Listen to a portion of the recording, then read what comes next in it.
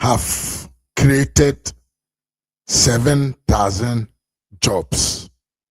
Temiye pa papa bi osi wa create 7,000 jobs.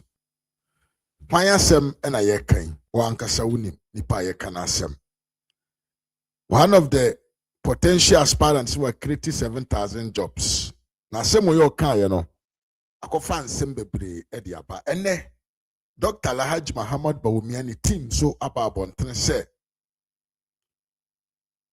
we employee utimi employ 7,000 people.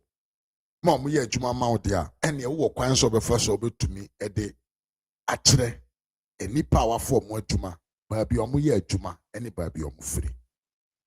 And same way ene Bawumia team etna say e wo movement TV omo de beto abonten a eye direct cautioner ya true edi ama Kennedy Agyapong ne ne camp say omumra no meyi ano enipa omo afọ omo adwuma no ehefa ena omo ye adwuma na ansi ho a one of the host and the guest can say ono no Bawumia ni papa na our experience ewo in terms of employment say ye employ nipa ama omo ye adwuma enam say wa ye adwuma wo minister of tourism or you know deputy minister of tourism enti onim say de niam afa so ekoso such an agency and in terms of creating employment to the people. And to try our country, the whole Ghana say Kennedy Agyapong to be showcase baby wafa say ni pa 7,000 or more juma man na or no Kennedy Dr. Bawumia supporter kesi a wote sa no obe jai Dr. Bawumia chidie na waba be di Kennedy Agyapong wachi na why den wabe support Ken. Now see oban yo no kwan na beba. Oni all the people ono na directly omo to vote for Dr. Bawumia no. Oni omo nyina be shift ako Kennedy the camp. Enti ene challenge ne say where are the 7,000 jobs so we were creating no. Brother be ka kire abadwafo no san to aso kan say Kennedy Agyapong no o costos be ni costos no bebre no or the amahan and our man for a high at the edgeba. And to say workers, kura woman, workers in your non workers, or no, you're just owner of a structure. Now, mum, name your business, a coso, a structure. And some way, and movement TV about your for a transfer could yam among the 12 so, or more pay home, MYA, or here answer at the African, the team for no. So mbanomba be ya no na wa kire won ye he finance nipa we no sa 7,000 he no mo ye adwuma yenko ne nkonkotie ensema abadwafo no trans no omode to abonten na me fa kwan we so asel se unya like video no na share na comment na yehu na yenchia won subscribe on so na wa subscribe miwia Tony yeboa ni mo akwa bapa yenko ne nkonkotie from the studios of Movement TV. You ever sign Abasisia? Papa be say or work at 7,000. Okay. Peter, my topic no. I think the journalist, you are doing a disservice to us.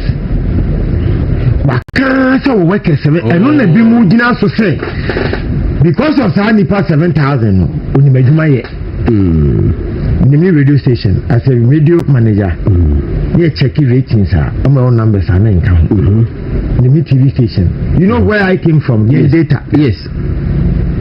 They check it when a radio station we show we why they doing better than us. It may when it comes to that area, I have it true and poor. So yes. About me, I was one of the true and poor.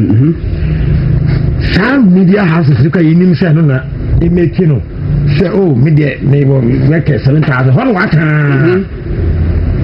The media houses in the crown. The scheme of I didn't know as a media platform in Kaho. Abia MPP, Nana Koho, Nemana Gravitas, Tina MPP Funity, the core MPP people. I mean, if you want to read it like this station, if you ask me if it's doing well, I can tell you yes. You know why? Of course. Because MPP Funity, I have no message on it. Even if you don't have listeners, the MPP people come. They will give you the number. Where are the 7,000 workers? And maybe they are in trouble. Mekano ha enye no kre And between now and January, I'm telling you, if for 27,000 me vote, and then the people who follow me, they will call. There are no 7,000 workers in the way. 7,000 workers, you know. At the Mutimo, so no name Juma here, on my created Juma for 7,000 people. And between 9 and 31st January, some of us are going to find out where the 7,000 workers are. I ask this question here. Oh, baby, I'm a sister. Me say I said it in this studio. My main play devil's advocate. Okay, so Yes. And to inquire the weight I told you, 100. Like some should be mood. But I say, okay. Make us assume with that admit because it is a fact. 7,000 they no crane. Where you to the number? Oh, made the salary minimum. And no crane. Okay. 7,000 and no crane. That's just 4,800. No, Obi Babusa say, okay, say there was 100 and I need 200. Yellow way. So after Nipa 100, you see, in capitalism, especially in governance, say, Ubi Krafa workers 5, government places a lot of value, of course, on Ubi our Nipa 5 because yes, what take load on government for employment. Yes. So often Nipa 5, we place a lot of value on you. Of 900, yes, but Manokre another year. Men may cancel on Nipa 7,000. You see the whole Ghana.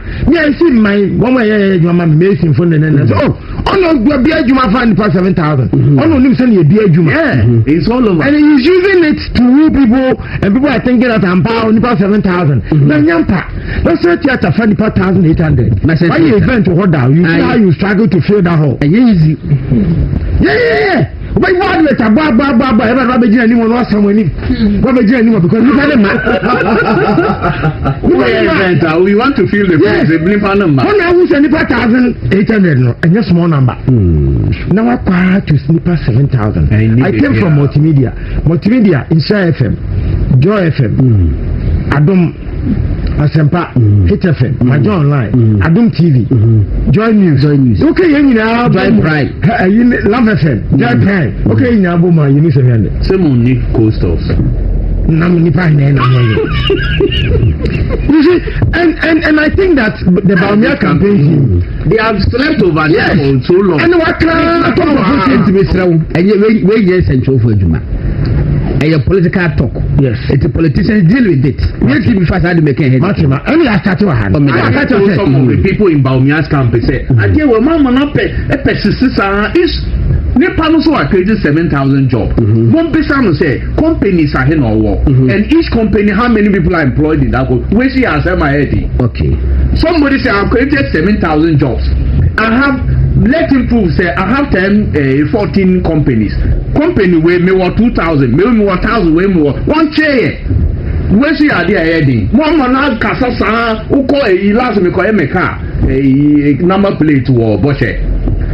Obu ha o say ken ni wo create juma 27,000 and me say okay ti wa hin and am be say o say so coast stores and say coast stores who dey nipa e fa coast stores coast store e dey nam say bi o akoko funu a e dey ba akoko foods the can say spare parts nipa hin na e juma o coast store last one no aye the campaign no o bo juma o one onim he mentioned coast stores about 10 one bo company be apart from coast store obo coast stores ni din obo miensa okay miensa and I will be steel factory no e be tell for the people but am steel factory na nya adwuma it must my own say rubber factory be amount for rubber factory called North Industrial Area on a rubber factories go so omo 24-hour economy ko hwe ni pa o ma fa wo if you take the whole of North Industrial Area factories na workers na wo nyina or do 7,000 but so person can a list no I think say me a list no me ma bisa say me na me say man can say ma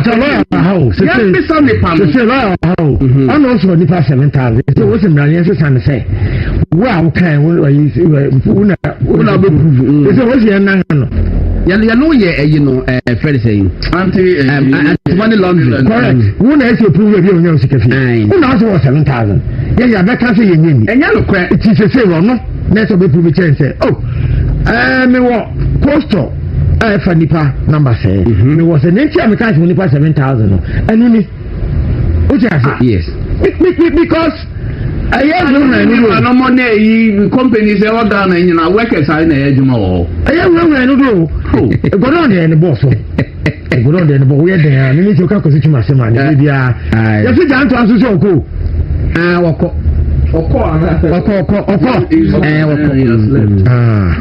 maybe obeku bi better no I want to say the body na all the multimedia now ana kwa page na foforo e do anya media bi o say mo baby ana o ye juma no o mu pay the body obviously for the first time I disagree with Alhaji on scrapping the office of OSP even if he's charged even if he's changed the lives of Sami Dako and other people who believe in his ADB may still continue. Okay, with the Prof. Kiona at the Ustati comes on and say for the first time I disagree with Okriku Monti for saying that the man doesn't have 7,000. Oh yes, so you are right. Just that was Bawumia for no idea. Yes, pass and know the topic we have. I said it here many times. Maybe I'm Mr. almost 7,000 MPP people now, and now even Bawumia scam. They should challenge the man to produce. Mama now broadcast I have 7,000 workers. You know 7,000 workers? Haja, I got someone about it. Obviously, we have all left home. Obviously, we have all left home. So even now, if they are playing Degis on Movement TV, I will still watch it. Anyway. Okay, so I feel remember what topic must. Okay. Where did we go? Alaji. My favorite topic, don't know the by 7,000 tron. OSP. Yes. What did you say a few months ago? Lawyer Martin people. That's when I'm starting my hair. By this time, Babana TV trading. No, my question news file. Key points. It's Mishaha. Now he TV trade. No, my hair Samson. Lawyer Martin people, Sigana, I am dead. Now, who this camper? A Kufadu, a Gadi, Yenina, you're not saying, but he say the environment is free. Ghana, I'm telling you, one more Gadi. Now, what do I want to tell somebody else? Oh, yeah, President Akufado, Vice President Bawumia, any of Riata. Oh, you are your President Kufado Kuma. So, yeah, a plan of transfer Kenya. What do I say? Now, say, Crossing the car say. But Bawumia doing the president. Now Ghana is not ready to vote for Ubia where this is 60 years plus. Oh, I'm telling you. Yes, in the Amantiano. Okay, now Ghana is ready for young people. Now, now Martin Pebu, I think that okay, who's the lawyers? They are not used to research. Hey, business is fund they pay research. Lawyers will be into. Oh, I don't know. They research into the law. Yes. And get data. Data. Okay. Young business when they pay data numbers. Because you know target 70. It's Yami say in his mind he alone has 1,000 votes. And because the way he said authority of the kind say or no, Neka. And much in the castle or Takasa like authority for the whole country. Yeah. It's the end one say. Obi o se Ghana there's freedom, there's peace. This is the kind of environment we are looking for. Fresh air. So it means that Nakosi, this is what he bargained for. Yes, he's enjoying the fruit of his labor. What do you say? Yes, he's enjoying the fruit of his labor. Number of Ponkrumaka district of parliament.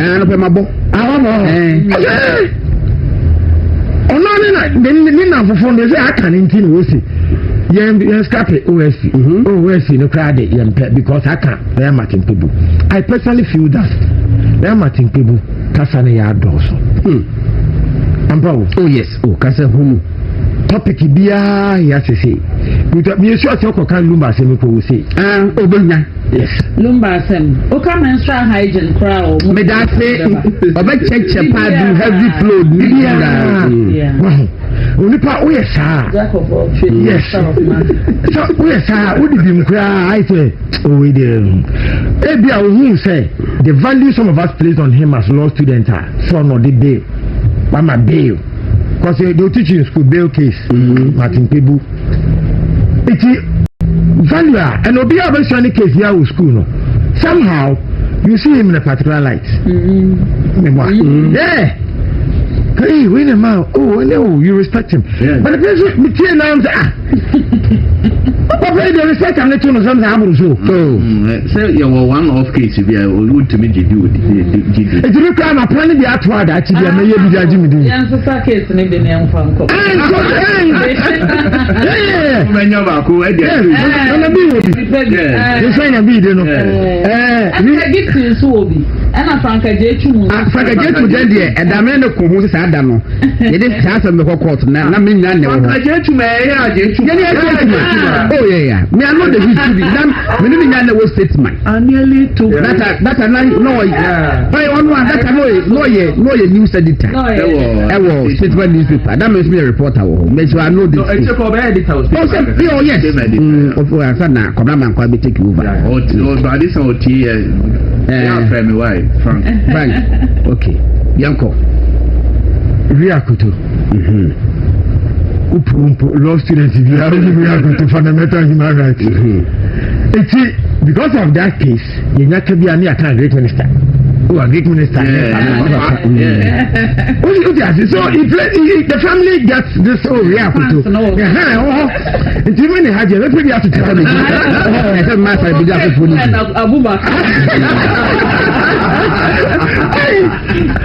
wait, which will call us President Kufado, our Kufado wanted that. Now, when you recent years, Nippon on Sonia case in the Brepa, Richard the last guy. Yes,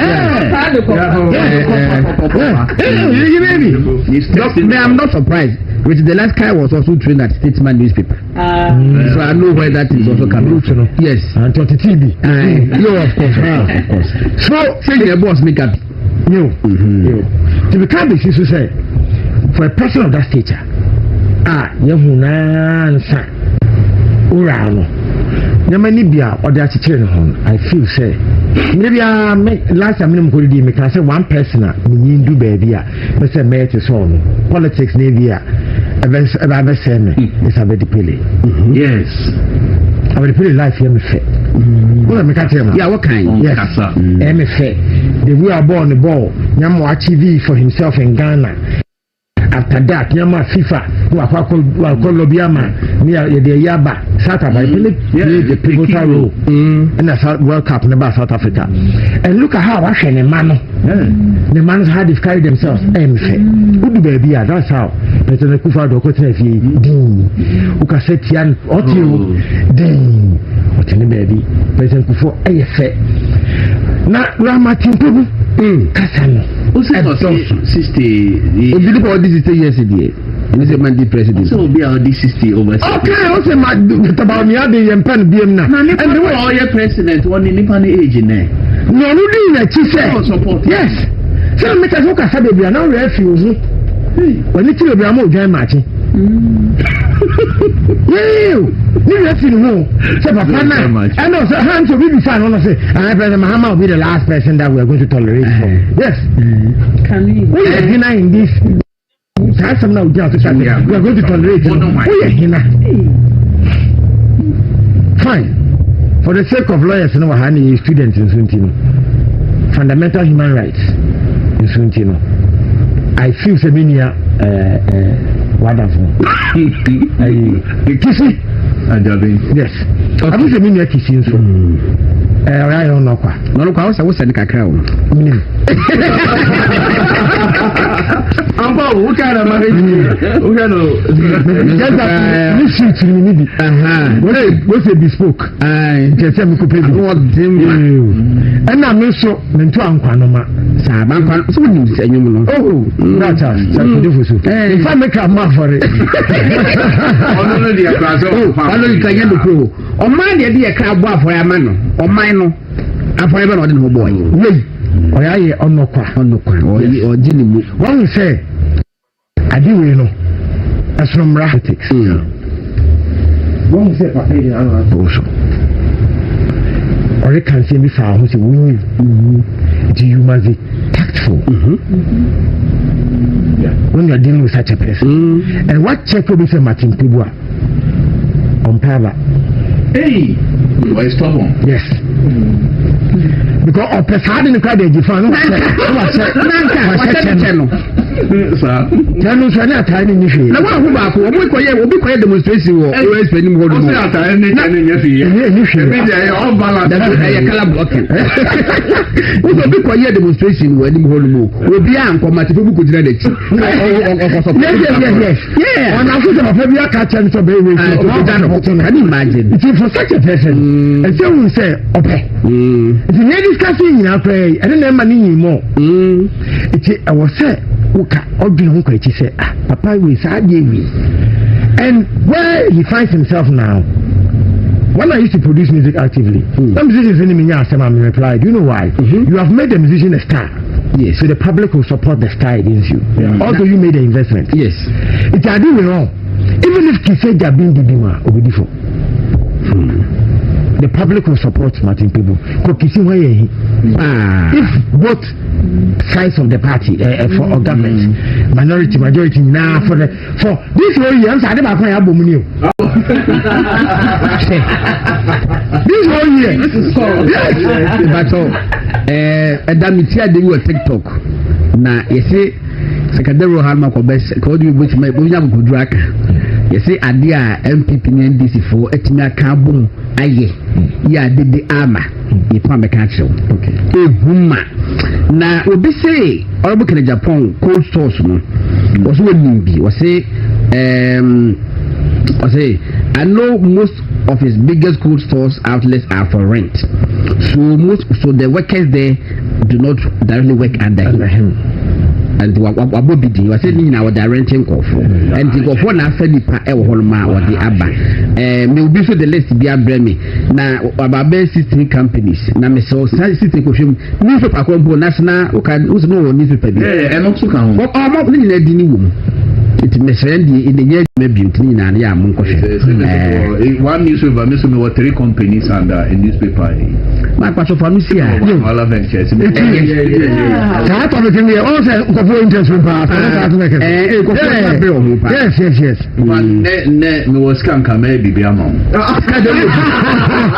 you are made my day I deal with my car I don't know why Bawumia team or no so among this how mama na first is ama vocal street is one pay creative juma as if we say your friends and Rollins urban or companies are buy Kufo now companies are in our buy I will say Kufo the president Kufo do not create jobs mills for some mills urban companies are in or one creative jobs now do danko akufado no companies say no creative jobs all of it. So must you be a businessman before you go create jobs? Honorable. Now create a I'm call about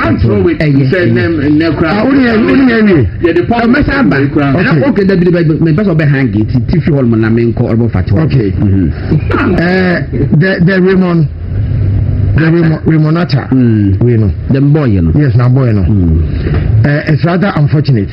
Listen, besides, say date, you know, can we? Correct. Mention besides, I say, okay.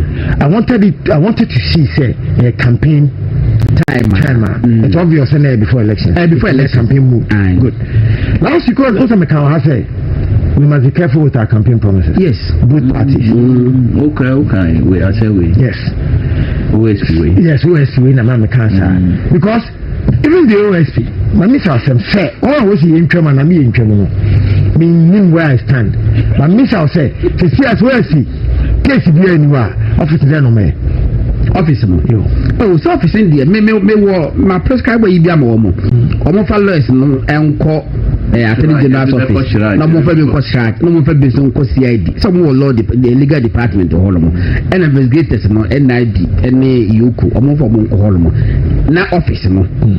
Omo emma e be attorney general for kakra bi enko ho. Any legal aid for. Now make am say if you have to stay, if you have to keep well, I'm not saying stay at his you have to keep the office. Yes. The school of thought that says we should keep the office. If we keep it, now same be anywhere. There's one on me. I said the idea that is why sometimes they must manufacture some stay relevant. Medasi.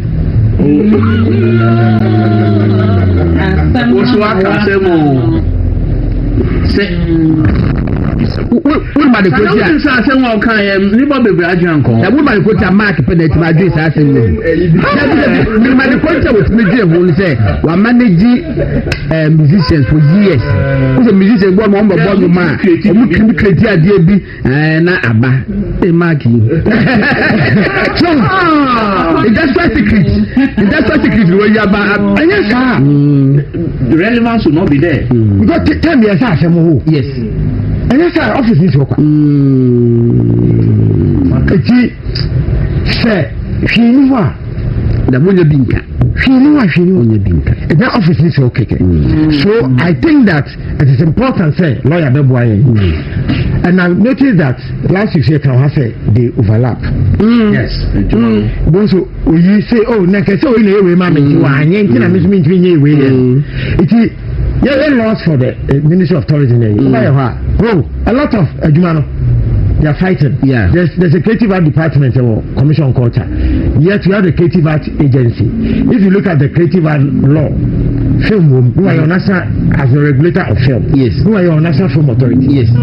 They are overlapping. Because Attorney General for Brana, they don't often look at unit. Yes. That is why conflicts. Oh, we know. It's a lawyer from the more here. Yeah, you can go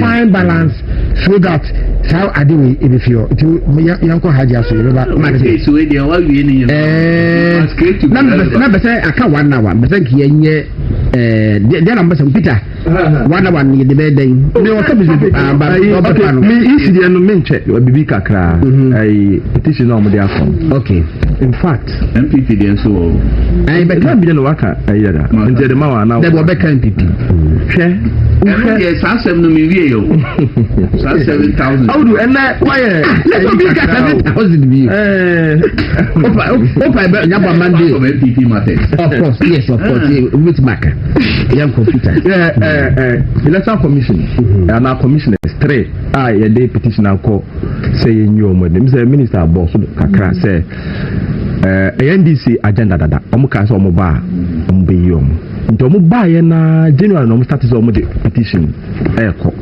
but that time no mfi say Chief Justice over at the time no also saw in Sambia no omo keka no so nti oman for wedi and they matter say most of the things are because baako a petition ni baako o madam for petitioner no baako bi no na mfodu obi ase a group omo ehu na bi tie for but na wo yo ko tete oh awu dia no ya twem so positive transparency and accountability yoko boss na Peter Banacha na da for pani papa down for no but some of us are former friends